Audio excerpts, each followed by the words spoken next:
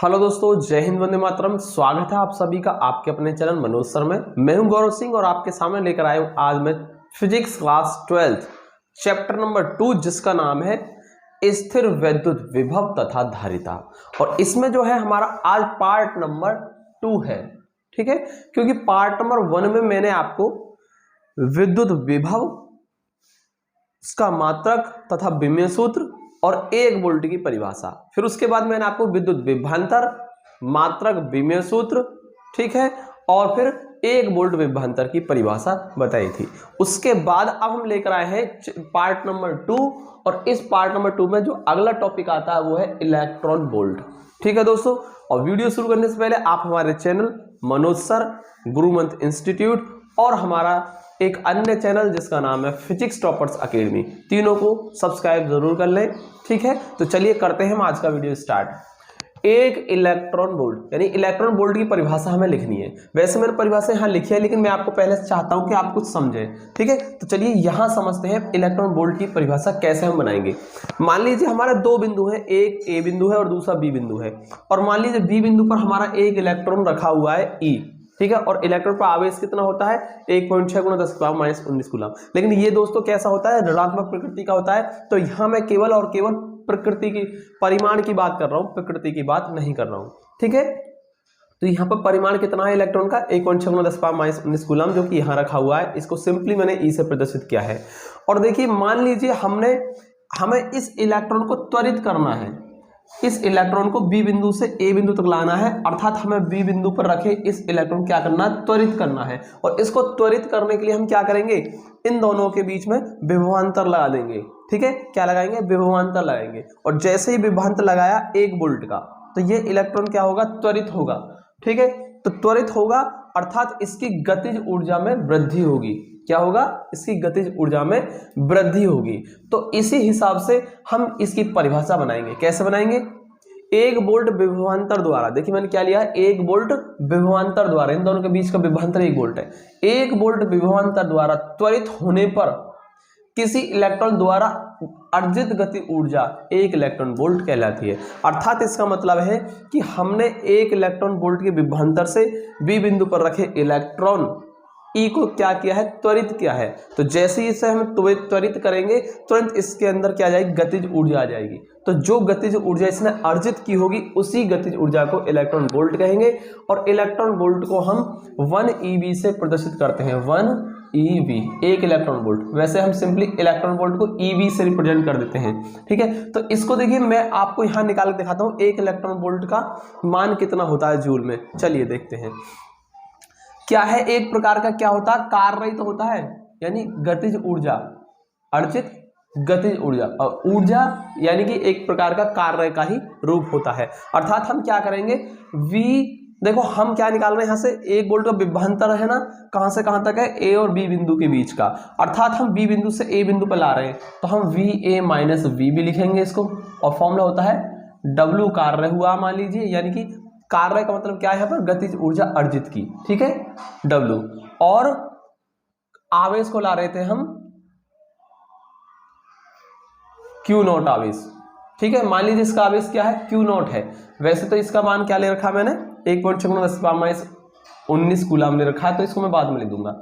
और देखिए electron volt क्या है, अर्जित गतिज ऊर्जा है, यानी कि कार्य W है एक प्रकार का। तो W बराबर इसको हम Q0 और VA - VB कर सकता हूं। और यहां पर जो मेरा आवेश है वो Q0, वो क्या है, 1 इलेक्ट्रॉन के आवेश के बराबर है, अर्थात इतना है। तो मुझे इस W को ही निकालना है, कितनी गतिज ऊर्जा उसने अर्जित की। Q0 का मान लिख दूंगा 1.6 × 10⁻⁻19। और मैंने यहाँ पहले ही लगा दिया है 1 वोल्ट विभवांतर, इसको मैं कर दूंगा 1। तो W कितना हो जाएगा, 1.6 × 10⁻⁻19 जूल हो जाएगा, ठीक है दोस्तों। तो इस प्रकार से हम कह सकते हैं ये क्या है, कार्य यही होगा हमारा, ये जो कार्य है अर्थात गतिज ऊर्जा है, ठीक है। क्योंकि कार्य ही ऊर्जा में बदलता है, तो कंफ्यूज मत होना कार्य और गतिज ऊर्जा में। तो मैं इस W को क्या लिखूंगा, अर्जित गतिज ऊर्जा है, तो इसको हम क्या कहेंगे, 1 इलेक्ट्रॉन वोल्ट। तो यहाँ से 1 इलेक्ट्रॉन वोल्ट हो जाएगा हमारा 1.6 गुणा 10⁻⁻19 कूलम, क्योंकि परिभाषा से यही अर्जित गतिज ऊर्जा किसके बराबर है, इलेक्ट्रॉन वोल्ट के बराबर है। तो इसीलिए हमने इसको हटाकर क्या लिख दिया है, इलेक्ट्रॉन वोल्ट 1 eV लिख दिया है। तो आई थिंक आपको इतना समझ में आया कि 1 इलेक्ट्रॉन वोल्ट का मान इतने कूलम होता है, इतने जूल होता है, तो वो किस प्रकार से हो जाता है आपको समझ में आ गया होगा। ठीक है, तो आई थिंक 1 इलेक्ट्रॉन वोल्ट की परिभाषा आपको क्लियर होगी। अब लेते हैं इसके आगे का टॉपिक। तो दोस्तों लेते हैं हम अगला टॉपिक, और अगला जो टॉपिक है वो है बिंदु आवेश के कारण विद्युत विभव, अर्थात electric potential due to an point charge. ठीक है, due to a point charge, यानी हमें बिंदु आवेश के कारण इस बार हमें विद्युत विभव निकालना है। और इसके लिए देखिए मैंने आपको फिगर बनाई है वही विद्युत विभव वाली। तो विद्युत विभव तो निकालना है, लेकिन बिंदु आवेश के कारण निकाल रहे हैं हम। ठीक है, अर्थात आवेश को हमें कहाँ मानना है, अनंत में मानना। परिभाषा यही है हमारी। परिभाषा क्या थी विद्युत विभव की, वहां से देखिए बिल्कुल जो आपको डेफिनेशन मैंने आपको बताए थे विभव की, सेम उसी डेफिनेशन के आधार पर हम क्या करेंगे, बिंदु आवेश के कारण विद्युत विभव को, ठीक है, ज्ञात करेंगे। तो देखिए क्या था उसमें, अनंत पर कोई परीक्षण धनावेश Q0 = 1 कूलम मान लेते थे हम। जो हमने दूसरी डेफिनेशन बताई थी उसमें क्या किया था, हमने परीक्षण धनावेश का मान क्या ले लिया था, एकांक धनावेश लिया था। ठीक है, तो यहाँ पर Q0 जो कि परीक्षण धनावेश है, और इसका मान मैंने ले लिया 1 कूलम, और ये कहाँ रखा है, अनंत पर रखा है। तो परिभाषा क्या थी, अनंत से एकांक धनावेश को विद्युत क्षेत्र के अंदर किसी बिंदु तक लाने में जितना कार्य किया जाता है उस कार्य को ही विद्युत विभव कहते हैं। और दोस्तों हमें आज विद्युत विभव की गणना करनी है ना, तो हम क्या करेंगे, 1 कूलम आवेश को अनंत से लेकर आएंगे विद्युत क्षेत्र के अंदर किसी बिंदु, मान लीजिए वो बिंदु बी है, और बी बिंदु तक लाएंगे, तो जितना कार्य होगा परिभाषा के अनुसार वही तो होगा विद्युत विभव। तो हमें उस कार्य को ही निकालना है आज। अगर ये कार्य निकल गया समझाइए क्या, विद्युत विभव आपने निकाल लिया। ओके, तो चलिए करते हैं हम स्टार्ट।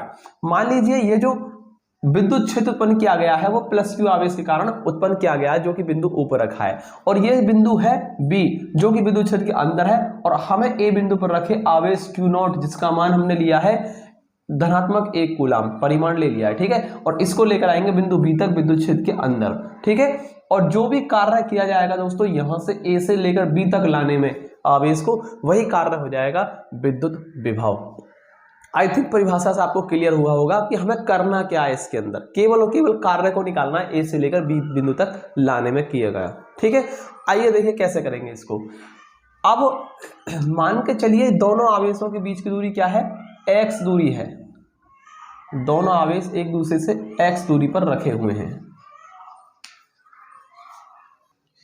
तो फिर इन दोनों के बीच में विद्युत बल जो लगेगा वो कितना लगेगा, दोनों धनात्मक आवेश है, तो अर्थात इनके बीच में क्या लगेगा, प्रतिकर्षण का बल लगेगा, और उस बल का मान क्या होगा, F बराबर K Q और Q0। पहला आवेश क्या है Q और दूसरा आवेश क्या है Q0 अपॉन दूरी का वर्ग। दूरी क्या है दोनों के बीच की, मैंने लिए x, तो x²। परंतु यहाँ पर एक चीज नोट करने वाली ये है कि Q1 Q2 इंटू डिस्टेंस का स्क्वायर ये होता है, और k क्या है, वो ये है 1/4πε0। ठीक है, वायुयान निर्वात के लिए। तो यहाँ पर मैंने जो आवेश का परिमाण लिया वो तो 1 लिया है ना, परंतु यहाँ पर हम देख रहे हैं कि Q0 की वैल्यू मैंने क्या लिए, 1 लिए, तो यहाँ से Q0 का मान 1 कूलम है। इसीलिए हम यहाँ पर इसको ऐसे भी चेंज कर सकते हैं कि Q/x²। तो हमारे हिसाब से, हमारी कंडीशन के हिसाब से बल कितना होना चाहिए, इतना होना चाहिए। तो इनके बीच में कितना लग रहा है बल, इतना बल लग रहा है प्रतिकर्षण का। ठीक है, अब हमको निकालना है कार्य, और हमको A से B तक का कार्य कुछ इस प्रकार से निकालना है। मान लीजिए जो दोनों आवेशों के बीच दूरी मैंने x ले ली, और ये जो बिंदु रखा है +Q आवेश से क्या रखा है, r दूरी पर रखा है। कितनी दूरी पर है, r दूरी पर रखा है।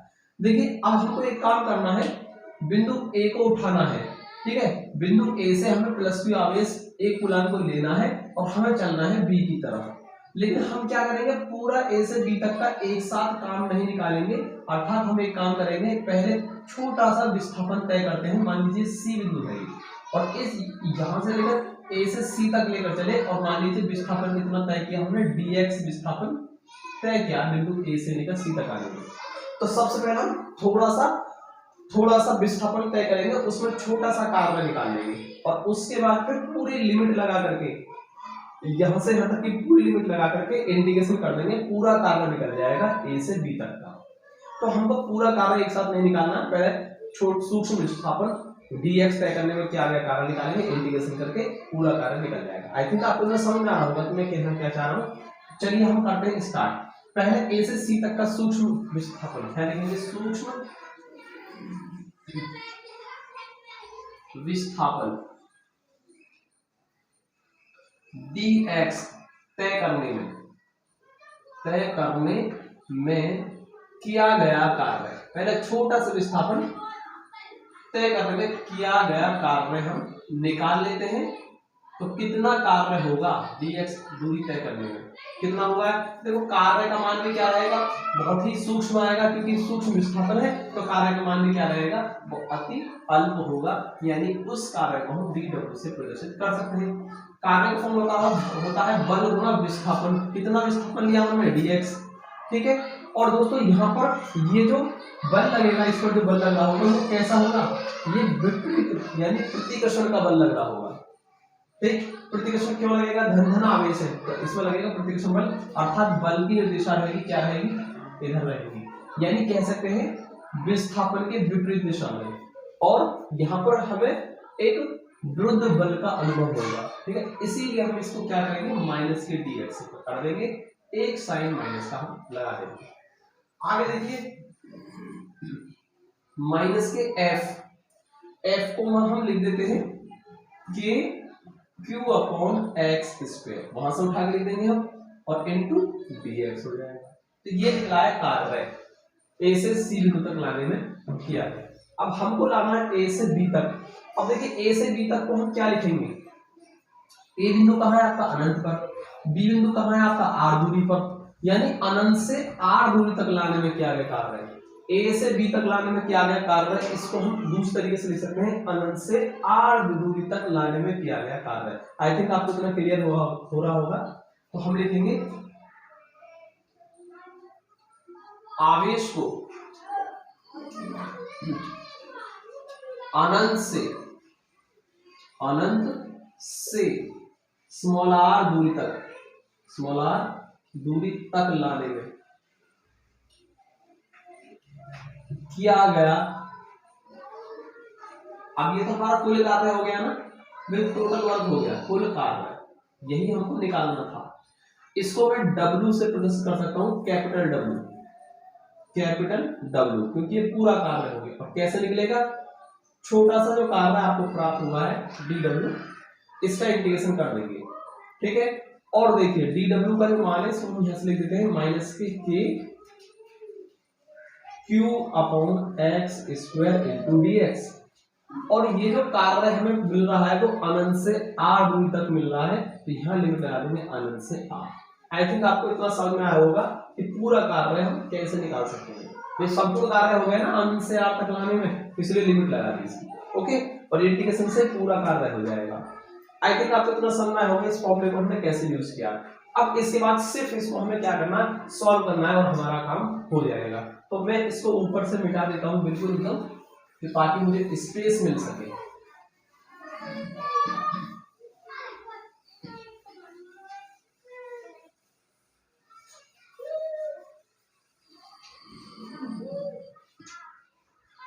तो कैपिटल W का मान कितना है, देखिए माइनस के k और q को हम कर सकते हैं बाहर, माइनस के q बाहर कर देंगे और ये बचेगा अनंत से r और नीचे बचेगा एक्स स्क्वायर। इसको हम q पर ले जाकर x पावर माइनस के 2 कर सकते हैं।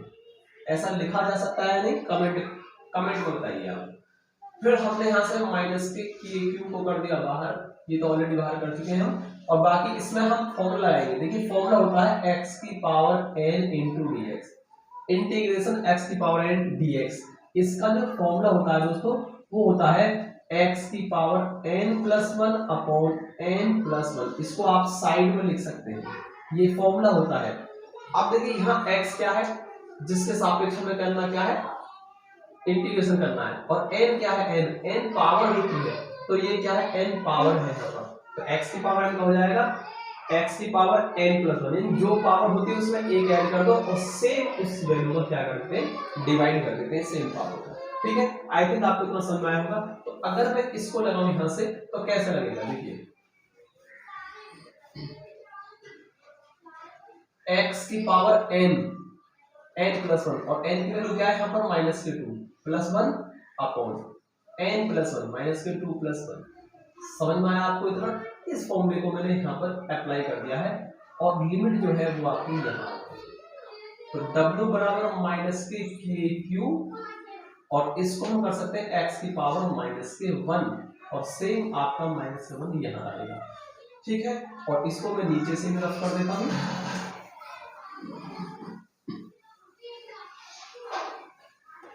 और उसके बाद देखिए इस -1 की मल्टीप्लाई माइनस के साथ करेंगे तो ये तो आपका प्लस हो गया, तो यहाँ से बचा आपका k/q और x की पावर -1, इसको हम चाहे तो 1/x कर सकते हैं और लिमिट आपकी अनंत से यार यहाँ है। ठीक है, अब आप क्या करेंगे, लिमिट को इसके अंदर क्या करेंगे, पुट कर देंगे इस x की जगह। तो कैसे करते हैं, एक बार अपर लिमिट फिर माइनस लोअर लिमिट, तो यहाँ से w का मान हो जाएगा k/q 1/x की जगह r रखेंगे अपर लिमिट फिर माइनस लोअर लिमिट। ठीक है, चलिए इसके बाद मैं इसको यहां से भी रफ कर देता हूं, ये फॉर्मूला आपने नोट कर लिया होगा और उसके बाद यहां पर कर देते हैं।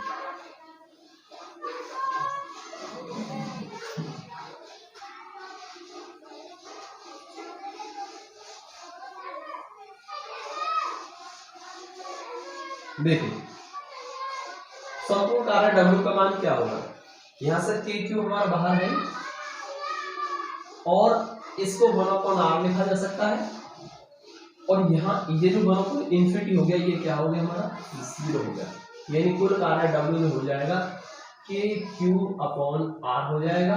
ठीक है, और इसमें यदि मैं k का मान क्या रखूं, 1/4πε0 रखूं। ठीक है, ये किसके लिए होता है, वायु या निर्वात के लिए होता है, वायु या निर्वात के लिए इतना होता है। ठीक है, वायु या निर्वात, तो इसको मैं क्या कर सकता हूँ, रख सकता हूँ यहाँ पर, तो कार्य हो गया हमारा 1/4πε0 q/r। तो दोस्तों इतना कार्य हमको प्राप्त हुआ है, लेकिन हम क्या जानते हैं परिभाषा से, परंतु